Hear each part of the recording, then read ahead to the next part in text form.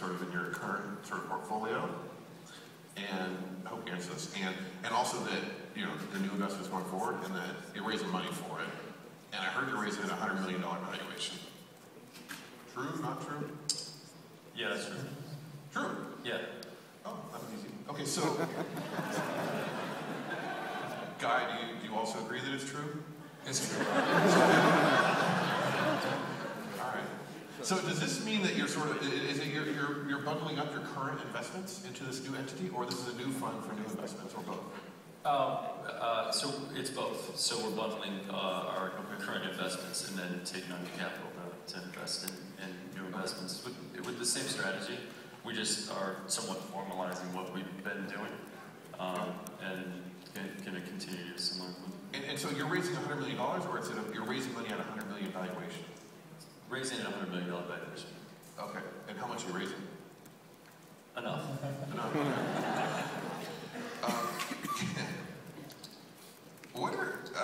What are some of the investments that you guys have made? I know that you don't talk about all of them, but what are some of your favorites? Spotify, Uber, SoundCloud, Fab, Airbnb, the Rap Genius guys back here. There's like more. Yeah. Well, basically, what our focus has been is consumer-facing products, for the most part. Whether it's in you know, the financial area, where it's like actually lubricating financial transactions, the social sharing economy. We have a pretty heavy portfolio in the social sharing economy.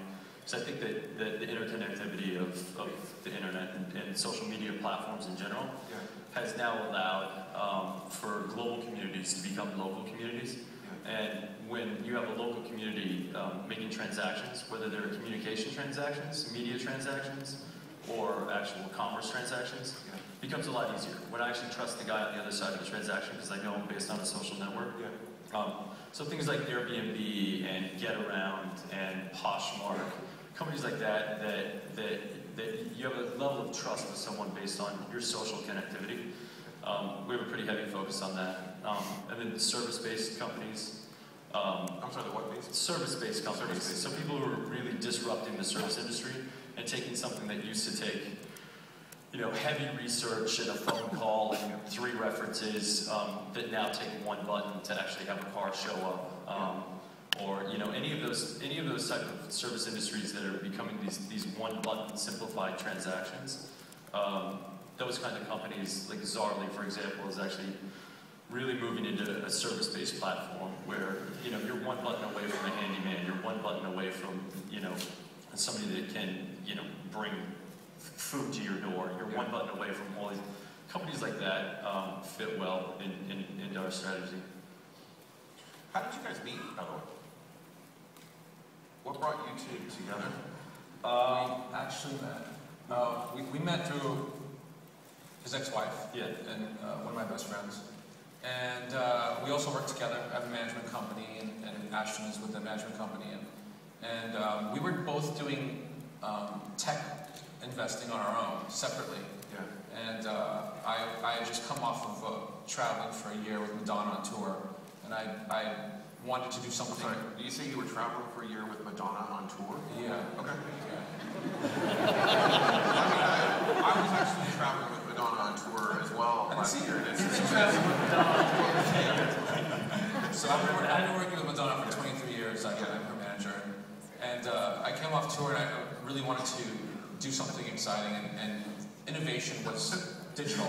Online innovation, that's where I wanted to go. And so I started paying attention to, I gave everything else up. I didn't go, you know, sign new clients or do films. You said, Madonna, I can't do this anymore. Well, we just got off tour, so it's okay. All right. Okay, so I started looking for, you know, exciting companies to work on and help. And sort of, it's very similar to what I did at the record company. I had a record company called Maverick.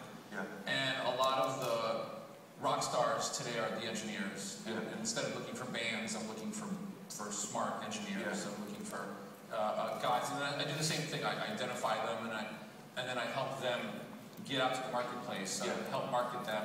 So it's very, very similar in that way. And I really loved it. And as I was going in and out of Silicon Valley, there was only one other guy that I would see, or that was getting there before me. I would come in the door and he was already coming out, and everyone's laughing, everyone's having a good time. And then I'd have to come in and explain to people who I am and what I want to do. And it was Ashton. He was pretty much beating me at every stop, and he was getting into investing in Square early, and Flipboard and Foursquare, and he did Skype, and I was overly impressed and realized I could not ever beat this guy.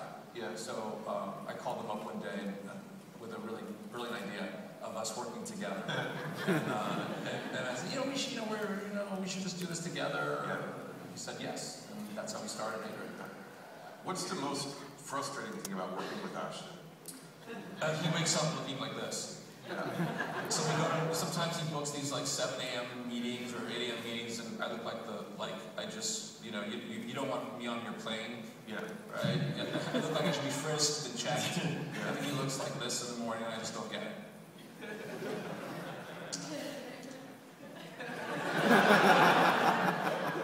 It works for him. I imagine, and I know that in the past that a lot of companies you invested in may have had a misconception that they were taking on this major celebrity as an investor, and that meant all the things that go with connecting yourself with a celebrity. But that's never been how you guys do business. Are you still seeing a lot of that, or have you sort of people understand now that? I think when we started, we had to earn our way. Right. A lot of the founders, they know us now, but in the beginning, I think there was a stereotype to what we could bring to the table, and it was left in this one little box.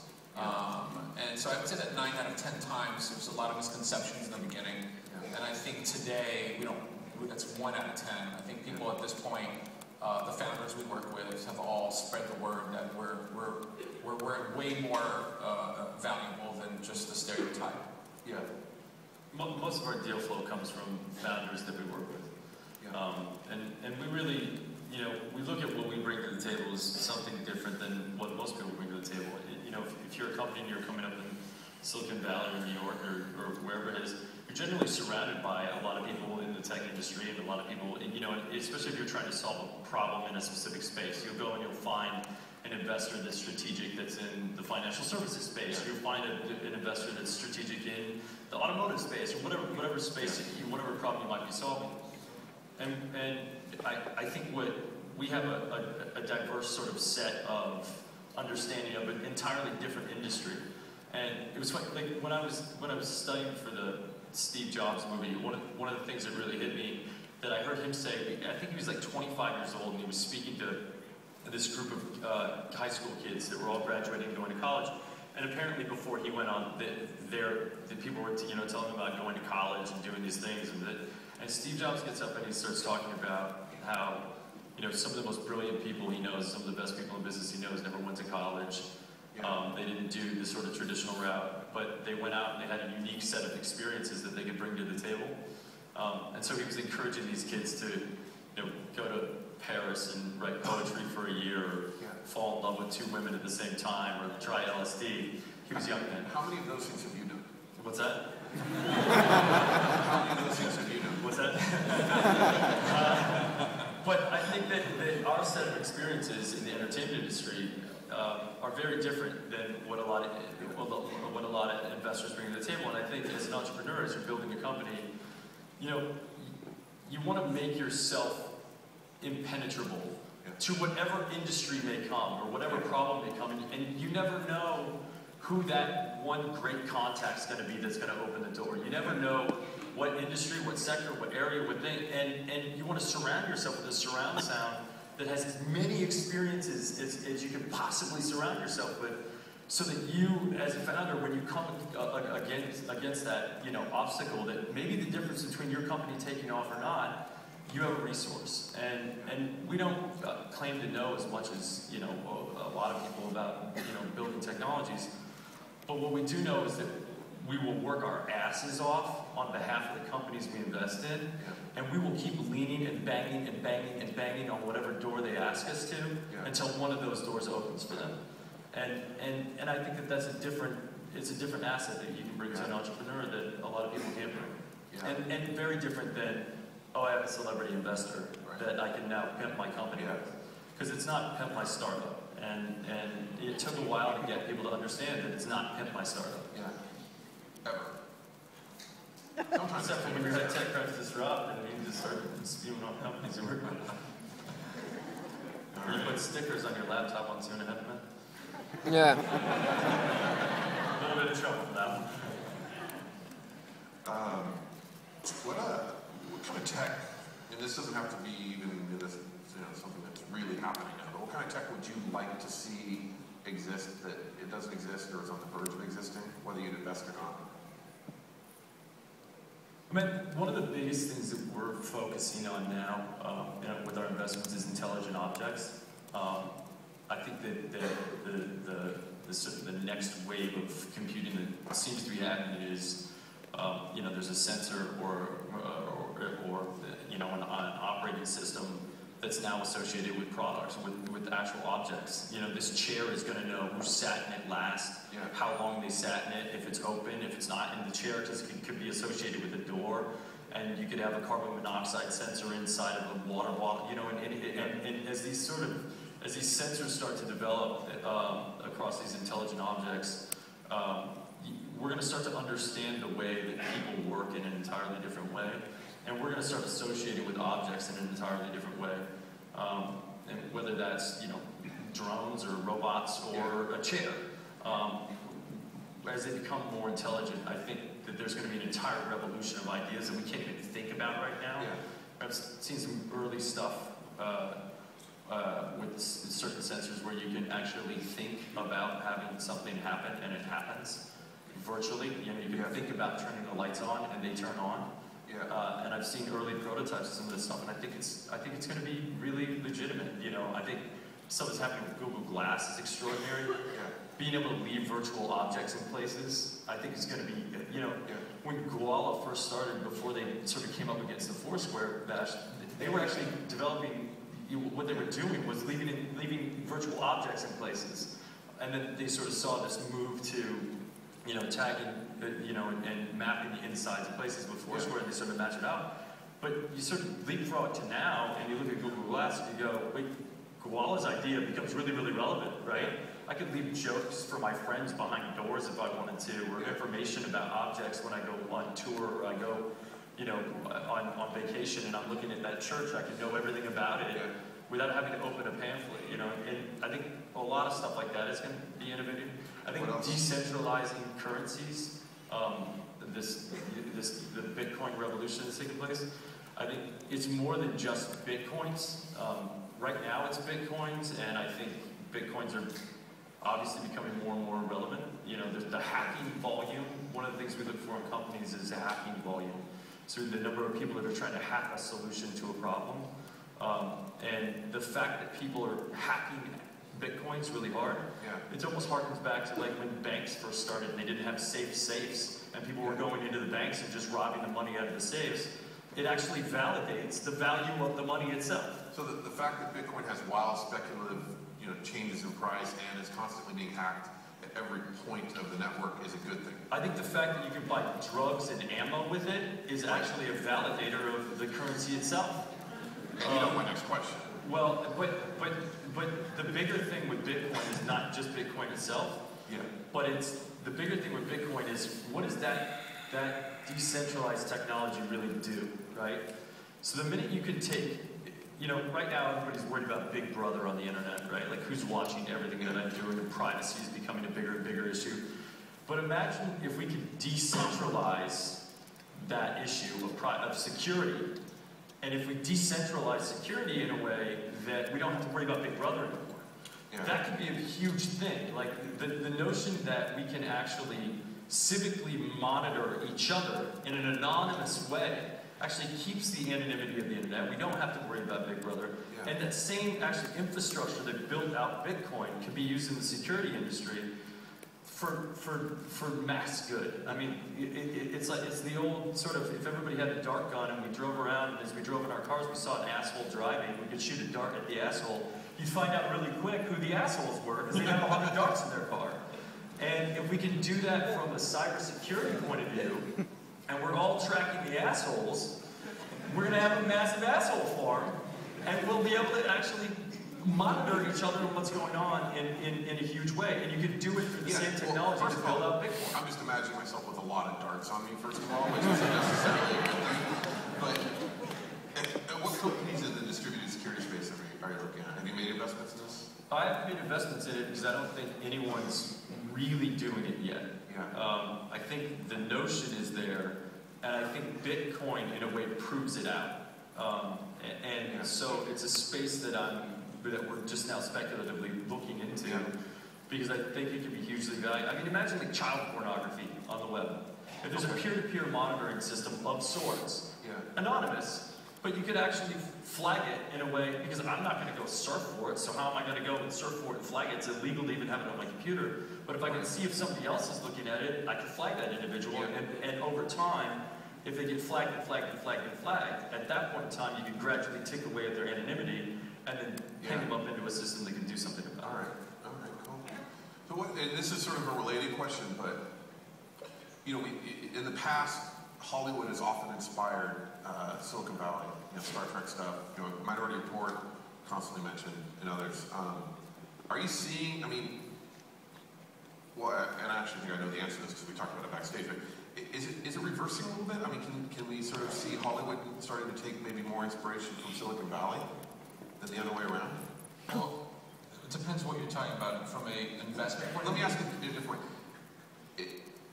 Are we getting to the point in Silicon Valley where imagining something and creating it is almost happening at a faster pace than Hollywood imagining things as well? Sorry. I think it's starting to. I think it's definitely starting to equalize. We still have flying cars, but people are still imagining it. Well, we sort of do, but not really. But I think it used the dialogue that used to happen was always, I know like some of the research Steven Spielberg's done on some of his films, like he goes and he sits down in rooms and he's like, what's next? What can we expect? I want to make this accurate. I want to make AI legitimate. Like, what are the things? But I think it's getting to the point where the innovations, Moore's Law is actually getting to the point where it's like the things are being created as fast as they can be imagined. And really what's starting to happen is the Hollywood part of it is actually becoming a marketing system for something that might be out next year. Which I think that's pretty cool, and I imagine that innovation to even flip, where it's already created before we can even sort of imagine it into a film. Guy, I'd love to, and we're running out of time, but I'd love to chat with you a little bit about music. You guys are investors in Spotify. You have a music background. Is Spotify going to make it? Is a different model going to make it? Talk about that a little bit. Well, we're betting on Spotify to make it, and I think that the two most important features in music, and maybe in film as well, coming is streaming and curation. People either know what they want, so they can stream it, or they need to be led and need curation. And I'd always hoped and prayed that the labels would sit together and support one system instead of killing off all these systems. Fighting, we have our version, you have your version, and their version, we own more of this.